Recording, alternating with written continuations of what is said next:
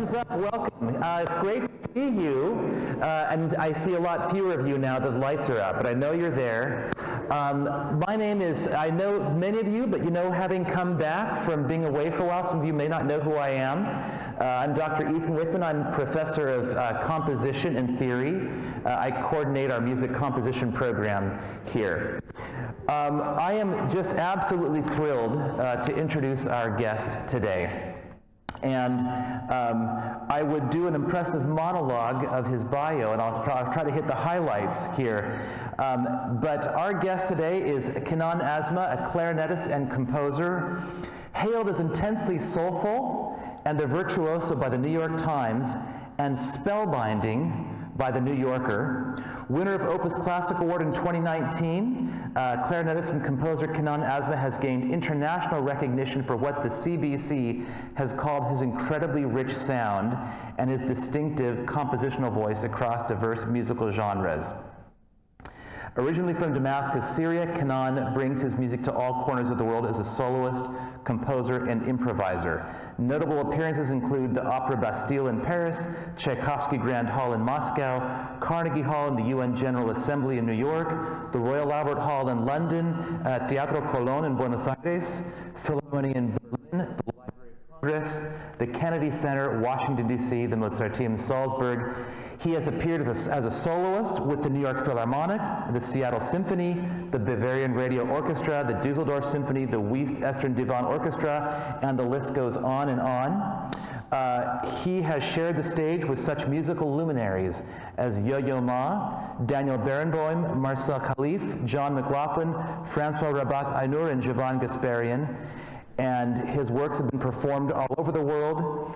Since 2012, he is clarinetist also with the Silk Road Ensemble, or the Silk Road Project, which some of you may know is a world music ensemble founded some years ago by the cellist Yo-Yo Ma. He is a graduate of New York's Juilliard School and also holds degrees from the Damascus High Institute of Music, and he also has a degree in electrical engineering. He earned his doctorate in music from the City University of New York in 2013.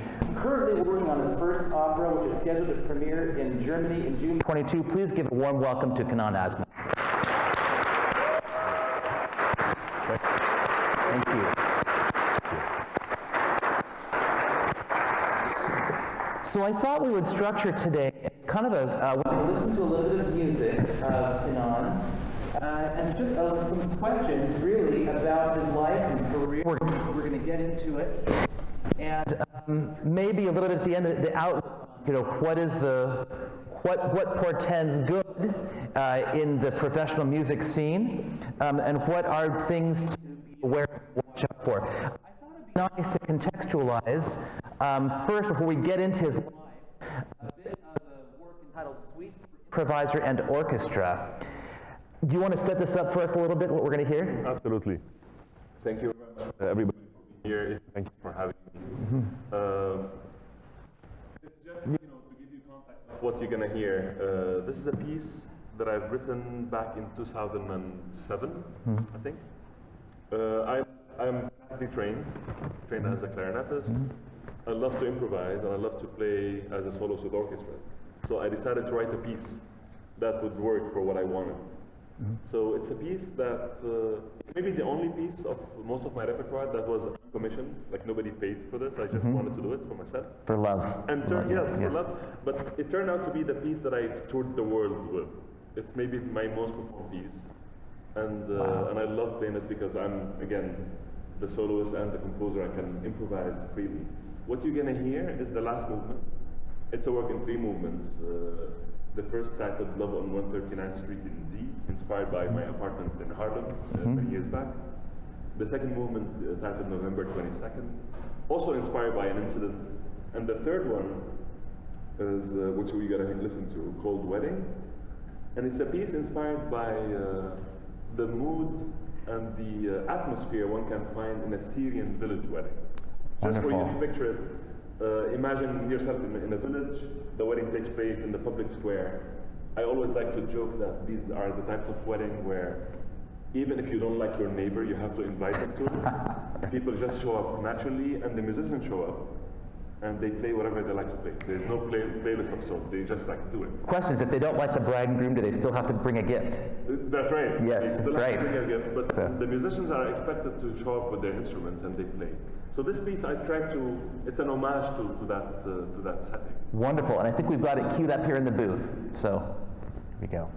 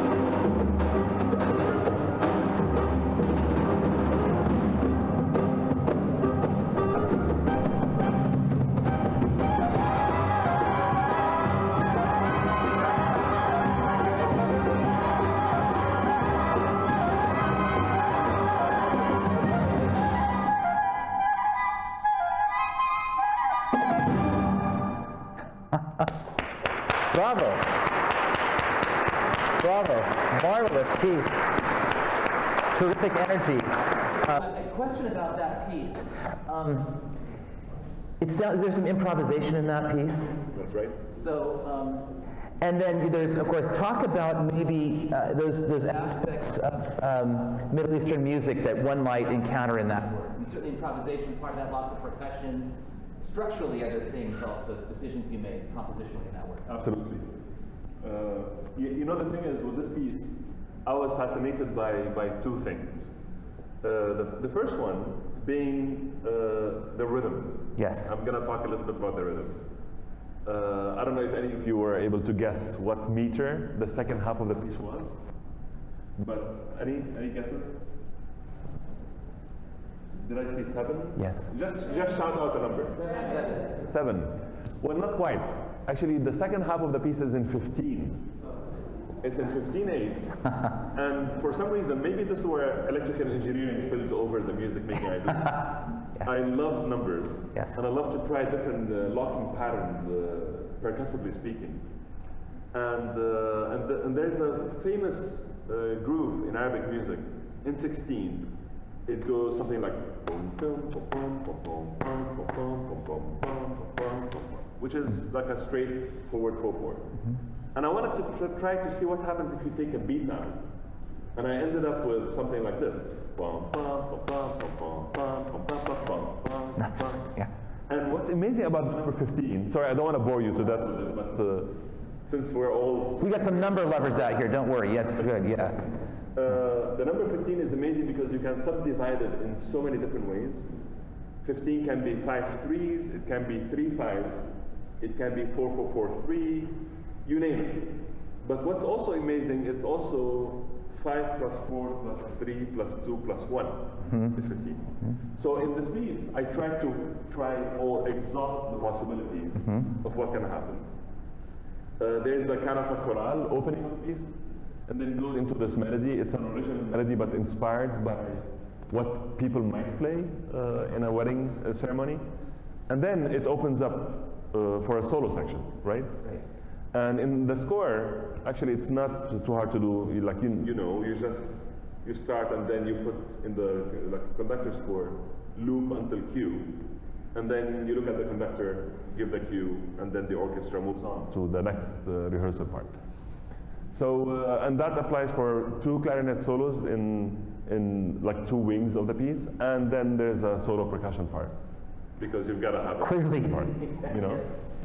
So that's in short. So the piece always varies in time, but also in what the soloist wants to do. And it's not a piece that was written actually for a clarinet only.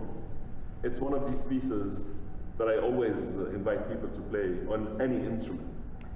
You can do whatever you want to make out of it. In terms of the orchestra too, just one question.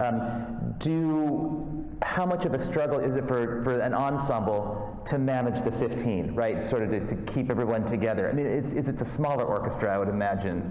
Is it large? This is a full symphony. It is. But how we are able to hear it now sounds smaller than what it actually is. This is a full symphony. This is with the Deutsche Symphony Berlin, with like 8 basses. Oh. And it is an issue. I mean, every time you bring a groove-based piece to a large number of people, it's really tricky. Because you can tell, when you look at recordings of famous orchestras, there's the downbeat and the sound comes out a second later at times. Right. In a groove-based music, the main problem is where do you place the heart of the piece? And the heart of the piece is the rhythm section. And so for this recording, I had to place the cajon player and the tapat player right behind the violas. So it's really at the heart. And I told the orchestra, don't look at the conductor. The conductor, as great as he is not helpful. Right. Yeah. This is where the beating heart of the piece is the basses and the percussion. The percussion. It's a challenge. Yes. But the more they do it, 15 becomes just another number. They just lock in. They lock it. Right. It's smooth sailing. So cool. Such a cool piece. Wonderful. And if you get out onto Spotify or YouTube, you can find a bunch more pieces. I took my morning walk this morning and listened to some of you have your kind of a jazz group, the Elastic. Elastic City. The Elastic City is cool album.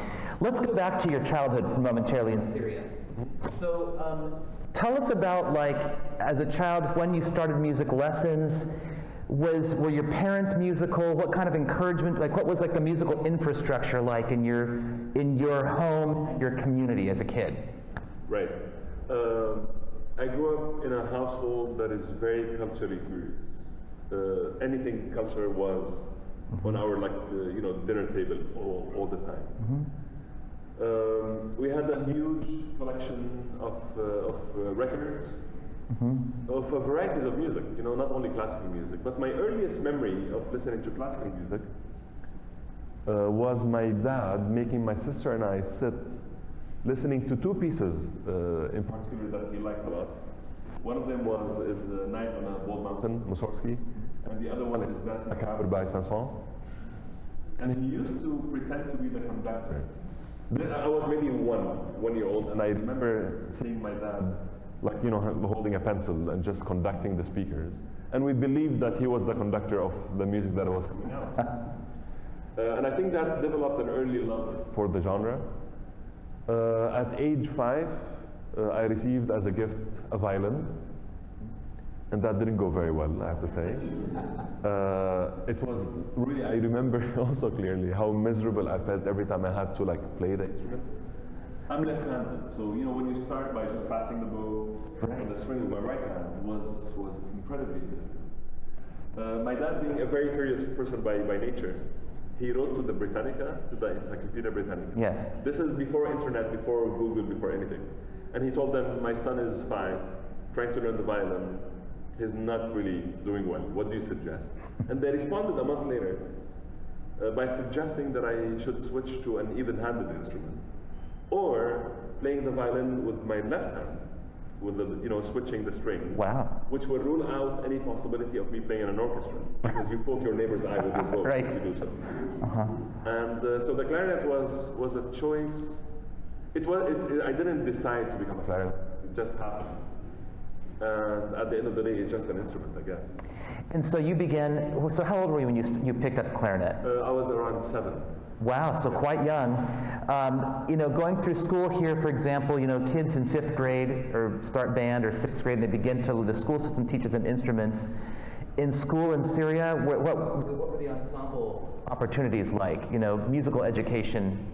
I mean, music is looked at, now maybe things are changing right now, but music, they always look at music as a hobby, You don't expect people to become professional musicians at that young age.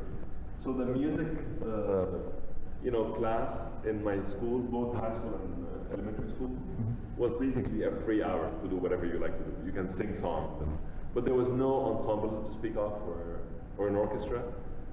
I managed somehow to create an orchestra for the school, where I had to play trumpet. So I learned to play trumpet.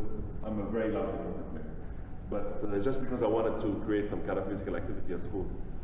The compensation was at the Music Institute, where I studied when I was 7. Twice a week, my parents would send me to this music lesson. And that's where I joined the Syrian Youth Symphony Orchestra.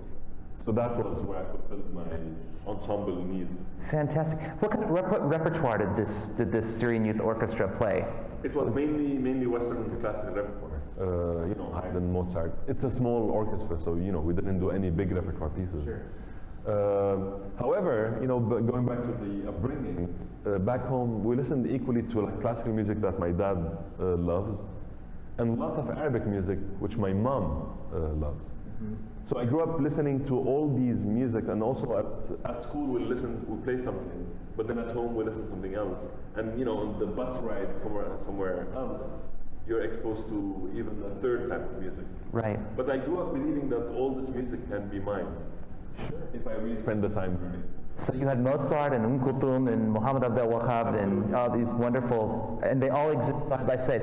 And that really, when I think about the impact you have in our field, it really is that they exist side by side. And we've had, just not to editorialize too much, when I was coming up through school, my training as a composer, the generation that taught me were very much of the mind that there is art music here, and then there is kind of everything else. And you know, it was sort of this Ivy Tower approach, and it's been so fascinating and gratifying to see in the last few decades those walls just kind of disintegrate.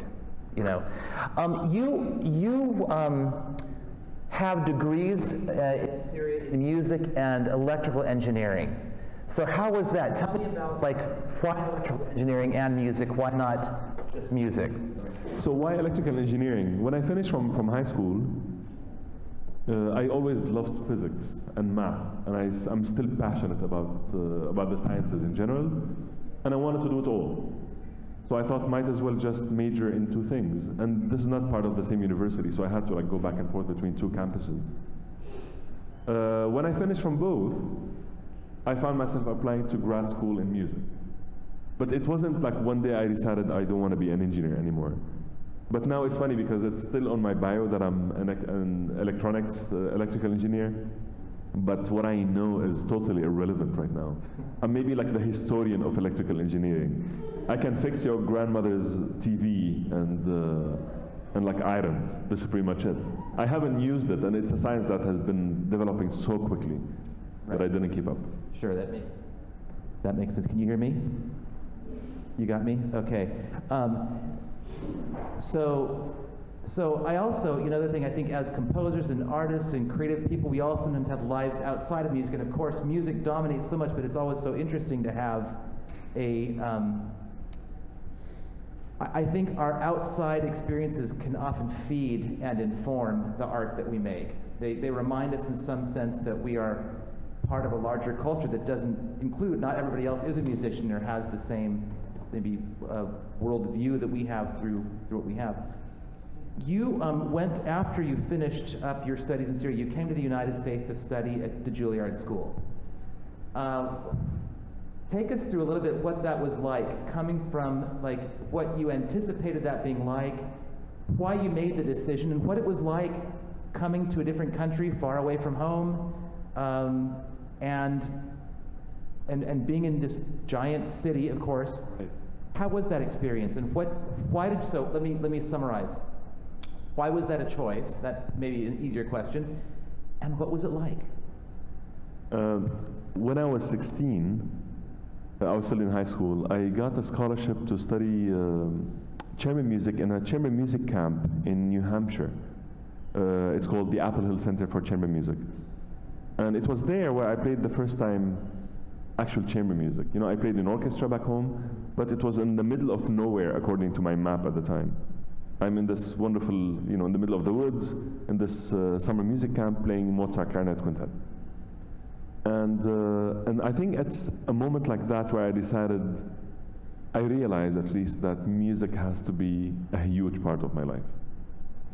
And it was also there where a friend of mine who was playing horn, also, like same age, maybe a few years older, and she told me one day we're on the summer camp, she said, there's a public concert series at the public library in Keene, New Hampshire. Would you like to come and play? I said, sure, I would like to play.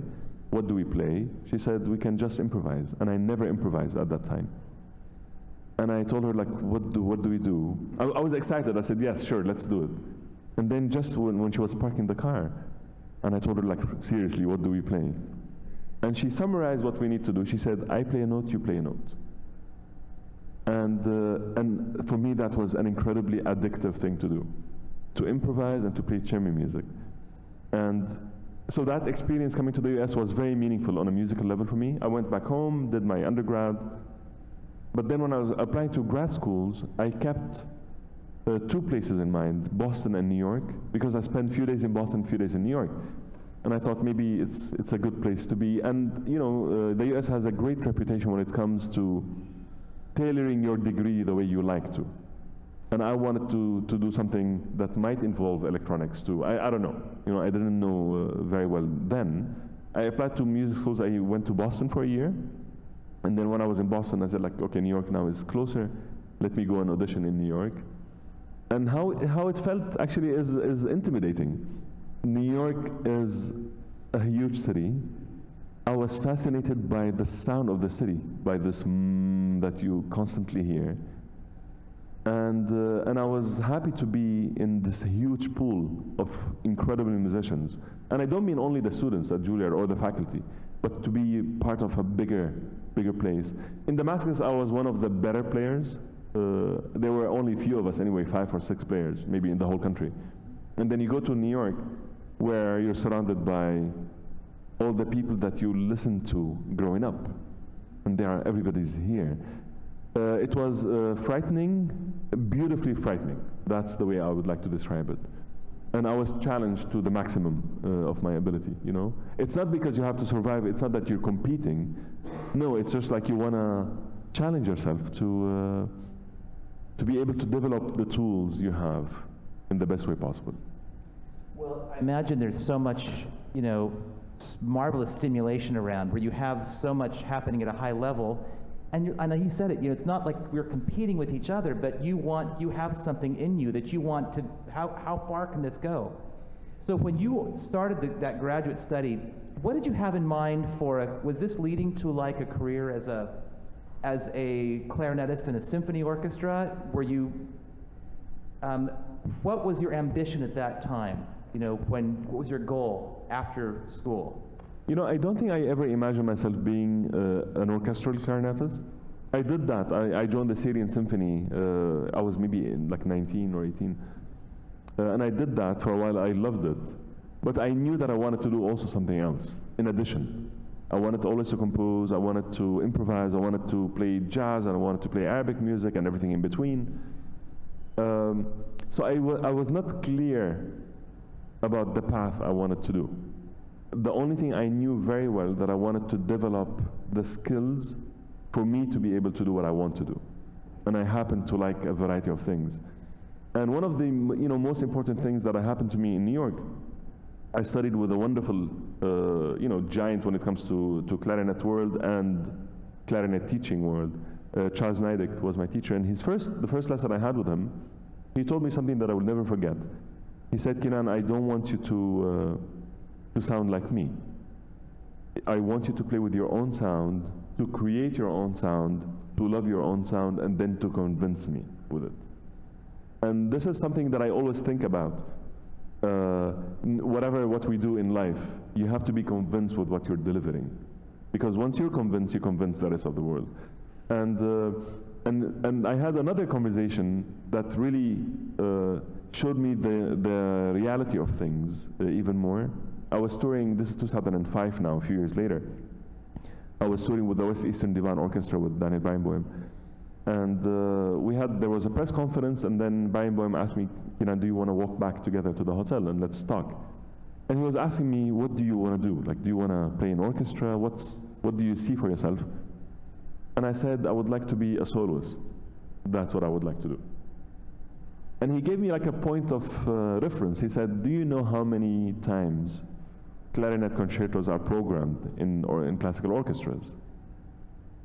And like, I had no idea really. He said, if maximum it might be one concerto every 2 seasons, and usually it goes to the principal clarinetist of the orchestra. So you have to do something very unique in order to push that. And that's the time where I wrote this piece, Wedding, and because I wanted to do something that can be mine, where I can really wear all these hats at once without switching. And now I do feel that I lead a very fulfilling life. Sometimes I do play with orchestras, and I love that.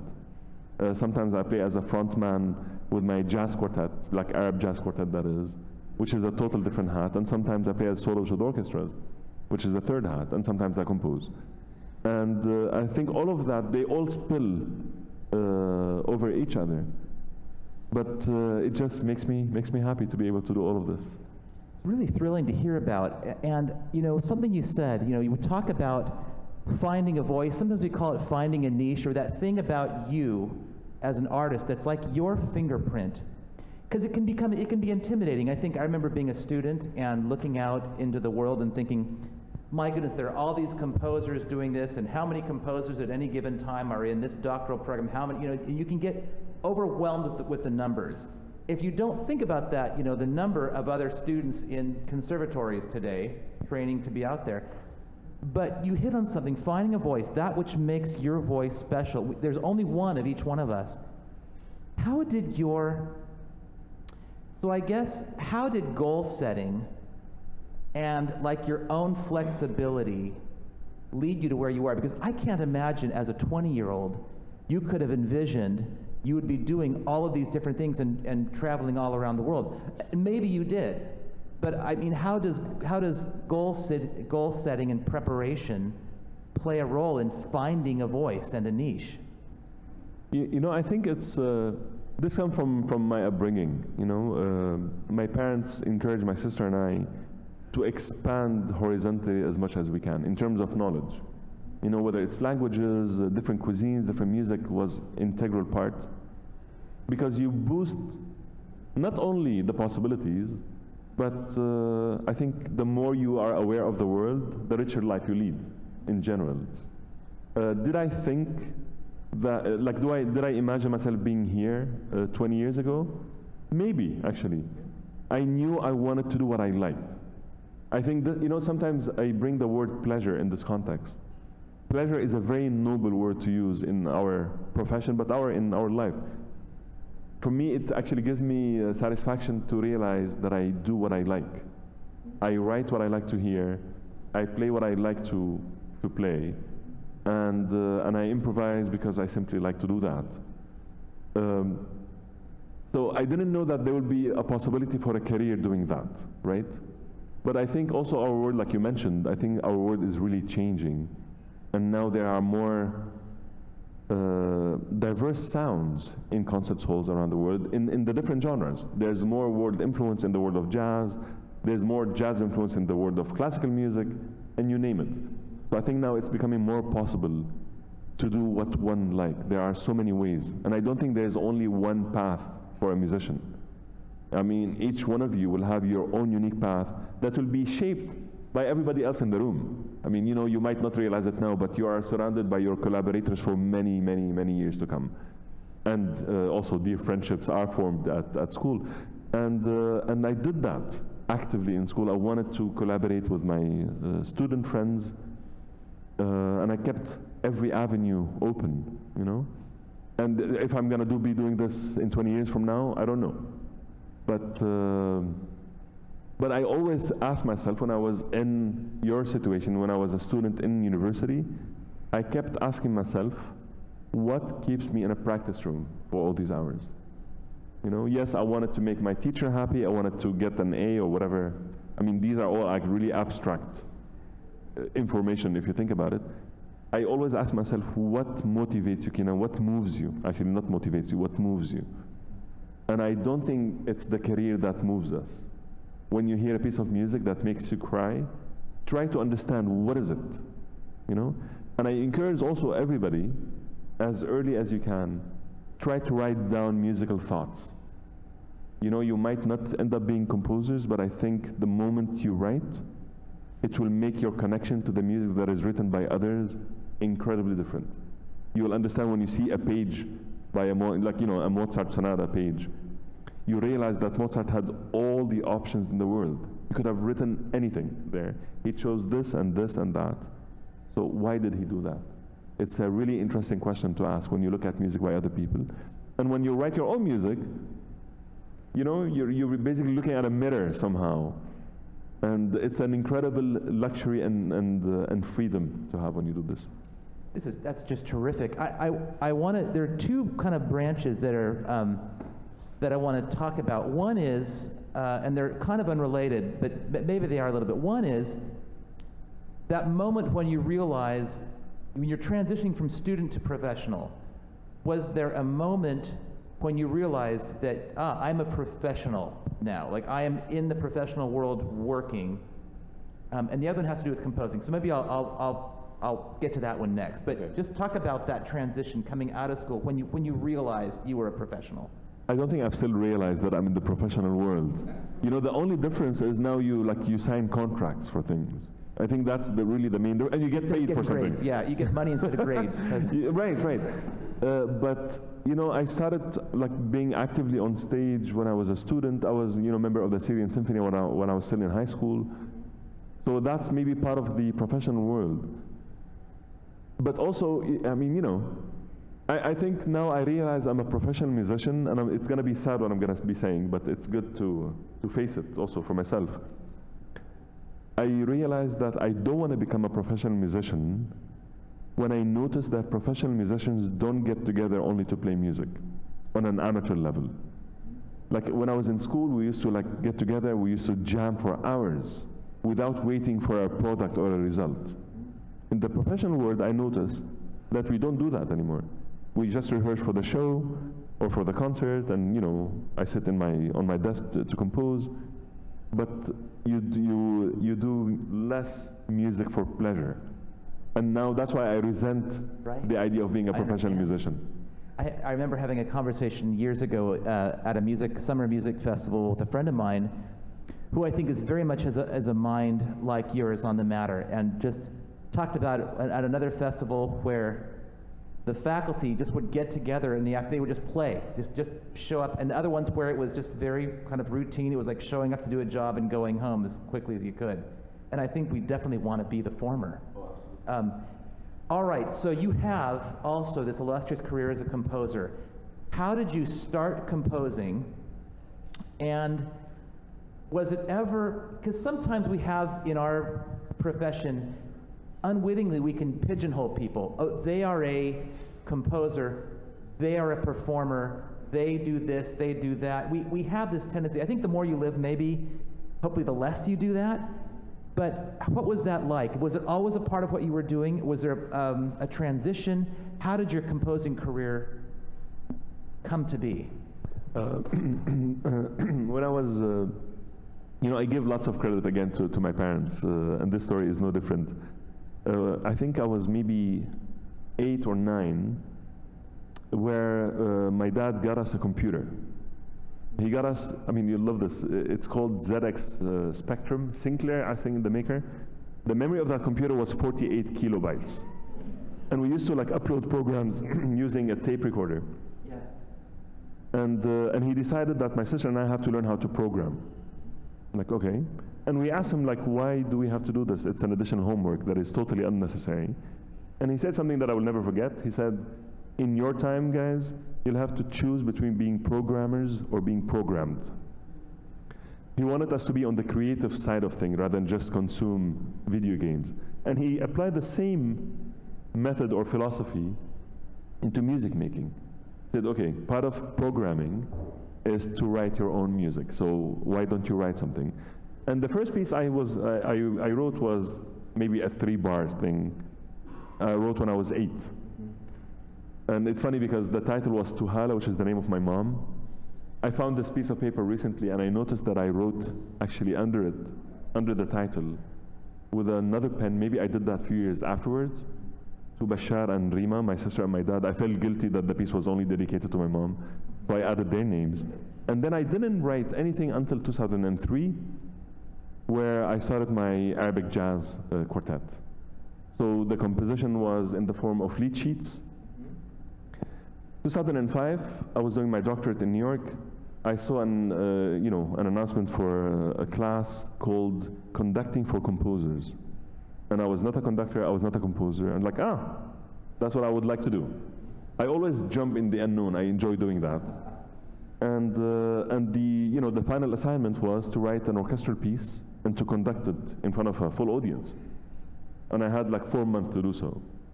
So I just started learning, bought everything I could get, orchestration books, and I mean, is it a good piece? Maybe not, but I got the thrill of trying that. A few years after this, out of a leap of faith, a festival director in Germany heard me playing my own music, and he decided to commission me to write an orchestral piece. And that's 2010, that's the first time. And then afterwards, the learning curve in situation like this is very steep. And I just kept doing it. And I'm still learning. I'm not formally trained as a composer, and I'm still learning so much in every piece I write. And I know for a fact that I have so much more to learn, like every day. I love that story. I mean, you just really started doing it, and no doubt your preparation as a player informs so much about what you're writing. And as you hear Kinan's music, it's hard to think this person has so much more to learn, because there is a mastery in your music. I think this would be a good time to go to the next short piece we have. Now, this work is called "The Fence, the Rooftop, and the Distant Sea." Mm-hmm. This is a duet with Yo-Yo Ma. That's right. Do you want to tell us about this piece, what we're going to hear a little bit, and then we'll listen? Absolutely. This is a 5-movement work that was commissioned for Yo-Yo Ma and myself to play at the Elbphilharmonie, this new hall in Hamburg that was built a few years ago. I wrote the piece in a very interesting time in my life. It was 6 years that I haven't been home back in Damascus. Post the uprising and the revolution and the war that followed. I was in Beirut. My wife is Lebanese, so we're spending time in Beirut. And I noticed how close Syria was. But it felt really far. So the description of the piece, "The Fence, the Rooftop, and the Distant Sea," really described what physically was going on. But also it was a time of my life where I was trying to connect with home by talking to other Syrians who have not been at home for a long time, and how two characters can rebuild home by just sharing memories. So this piece is in 5 movements. The first 4 movements are them sharing their own, abstract memories of home, only to realize by the 5th movement that the simplest memories are actually what create home. It's not the sophistication of things, it's just simple. This is movement number 2. It's like when the conversation gets agitated, where they remember exactly how the highway looked and what stop they will go through. And it's entitled Ammonite? Ammonite is the title of the movement. Yeah. Thank you.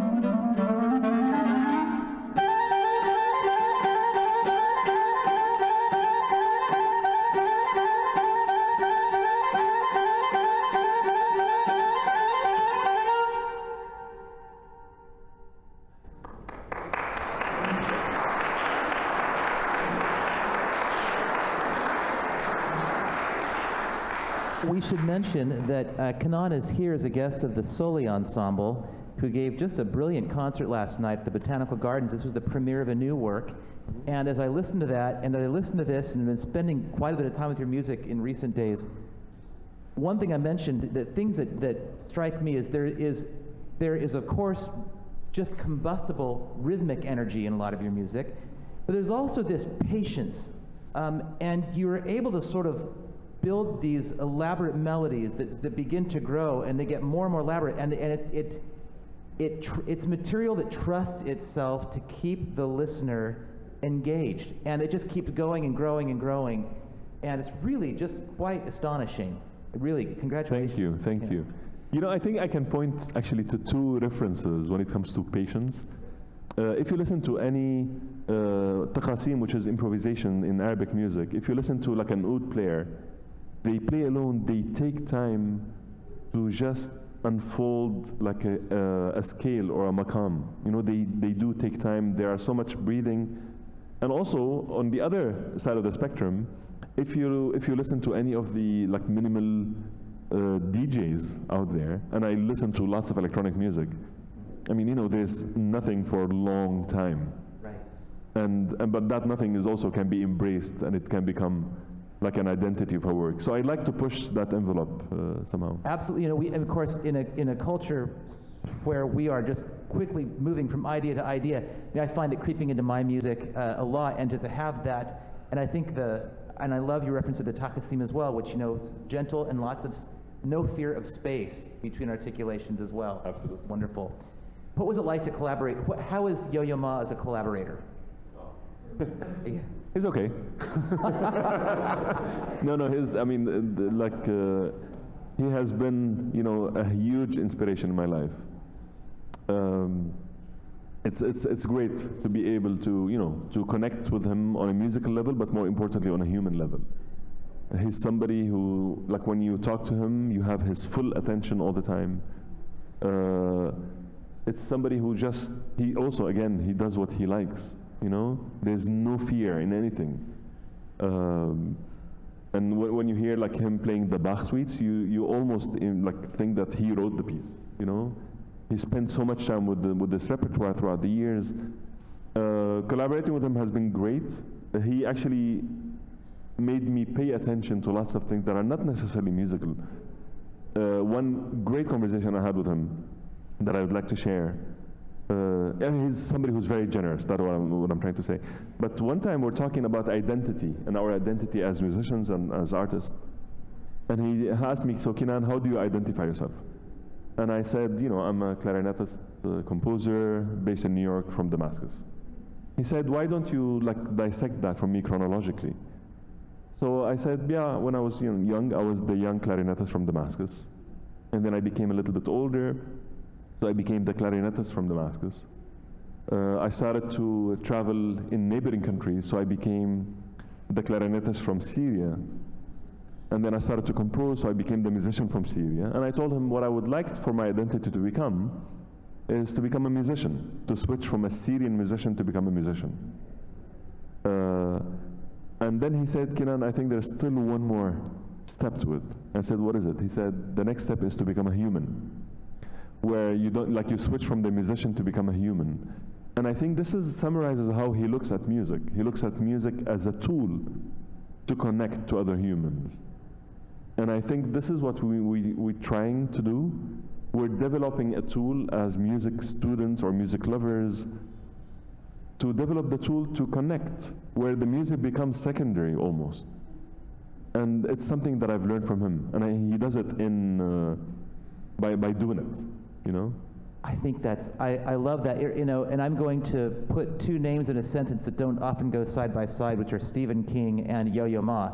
But he talks about that idea, you know, that, and I'm going to flub the quote, so I'm not even going to try, but the essence is this, is that we are human first, and writing or composing or making music supports our efforts to be human.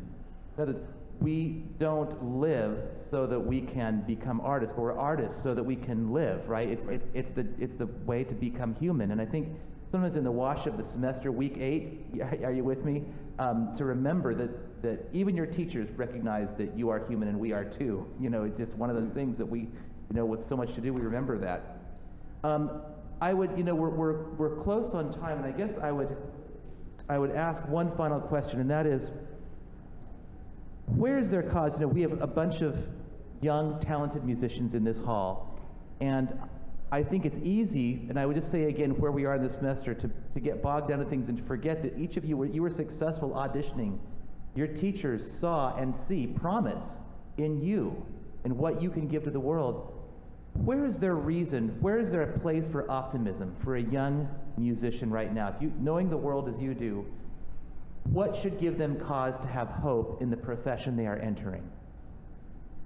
I think hope is not something that you can just get by hearing somebody else talk about it. You have to find it in you. I choose to be an optimist. Given all the things that I've seen, I saw my country, get destroyed. For the last 10 years, I am fine, my family is fine, but we all of us witness miserable things in the world. I think we are governed by optimism. I think if we're not optimistic, there is no point of getting up in the morning. So I choose to be an optimist, and I do think optimism is contagious. If you're optimist, you are more proactive.